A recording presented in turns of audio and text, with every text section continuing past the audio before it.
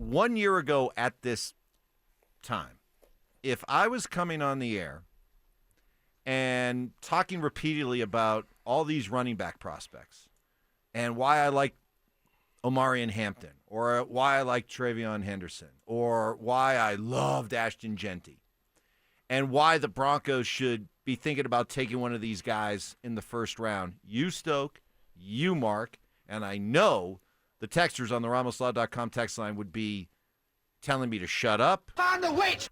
You're foolish. What are you doing, Evans? Why are you making such a big deal about running back? Come on, running back is a dime a dozen position.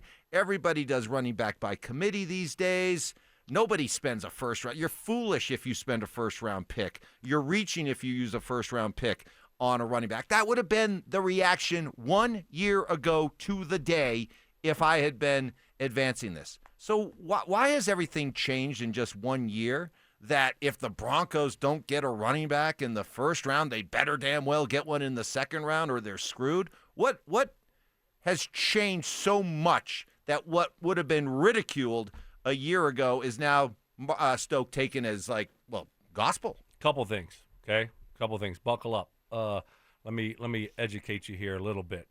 Well, first of all, we have a young quarterback that is on this roster, right? And so he needs help. Needs some help here. So the running back position becomes a little bit more important when you have a young, inexperienced quarterback that you're trying to develop, right? Secondly, have you watched this running back room over the years? Last year we were still holding out hope that maybe Javonte could take another step forward and be the guy we saw before the injury. And we realized that wasn't the case. And we realized that we really don't have anybody else in the room. You know, we talked a lot about Blake Watson and Bidet, and we're hoping Jaleel could be the guy. Well, Jaleel, he's a nice running back, right? Doing but not your every down back. I mean, that's not who he is. So I think with what we've seen, the lack of production over the last few years, feels like since Philip Lindsay left, on top of our young quarterback sometimes you need a breather.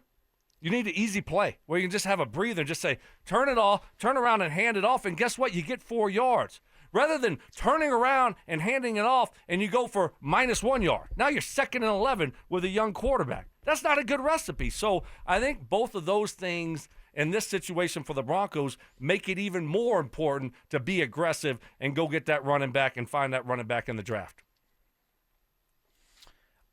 I think that obviously people are starting to understand and organizations are starting to understand the value of the running back, and some of that value is going back. And if you listen to Spytek, the GM of the Raiders, he just said the other day, he goes, I don't know when we lost the value of the running back position, but I feel like he was saying, hey, we're taking Genty at number 6 overall. You saw with Saquon Barkley, and I know he's generational, but he wasn't generational for the Giants, was he? It comes down to how you use the guys, how good the guys are, and there are a lot of guys in this league that are big-time players that were drafted later. Like Kyron Williams, the kid out of L.A., that he was, I think, a 5th rounder, and that he was awesome. So, again, kind of beauty in the eye of the beholder, but I am sure there are a handful of backs after Genty that they really, really like. And so, I'm not saying that they don't drop off or they're not a little bit different depending on where you get them, but I think there's a lot of guys that you could get in the 2nd, 3rd round that you'd be very happy about having. Yeah, I think overall the running back position has lost value, and I still think that's the case to a certain degree because of the wear and tear on these guys. It's hard for them to hold up for 17 games, about to be 18 games. So what happened? You go running back by committee. The passing game is more prevalent than ever. So you're looking for the 3rd down running back. You're looking for the guy that can get out in space and have mismatches in the passing game. And that's not all the time. That's not your 1st or 2nd down back. So you have all these different specialists, almost like in baseball. You look up in baseball and you got like a 7th inning guy, you got an 8th inning guy, and then you got the closer, right? I mean, you got the middle relievers, you got the closers, all these different things. That was the running back position. Now, hey, and also supply demand.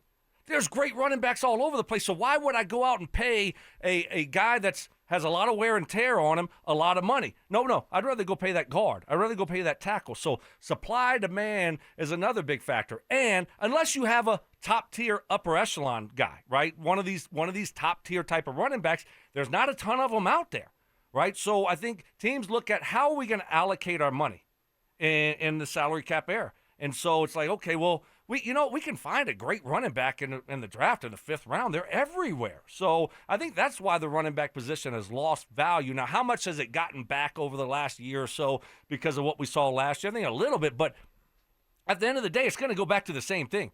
Maybe they pay the guys a little bit more now, but it's supply, demand, and you can't pay everyone. So I think that's the main reason moving forward why you see the running back position and why it's lost so much value. But I guess it comes back down to, for the Broncos picking at 20, is even with the change that we saw last year in the use of the running back, the importance of the running back, the elevation of the running back, you still look at the top 10 running backs last year, only 2 of the 10 were running backs that were taken in the first round who did it with the team that took them in the first round. Just 2. Bijan Robinson with Atlanta. Mark knows all about him because he's in the NFC South. And Jahmyr Gibbs with Detroit. Other than that, Saquon Barkley, not with the team that drafted him. Derrick Henry, not with the team that drafted him. He was a 2nd-round pick. Jonathan Taylor, 2nd-round pick.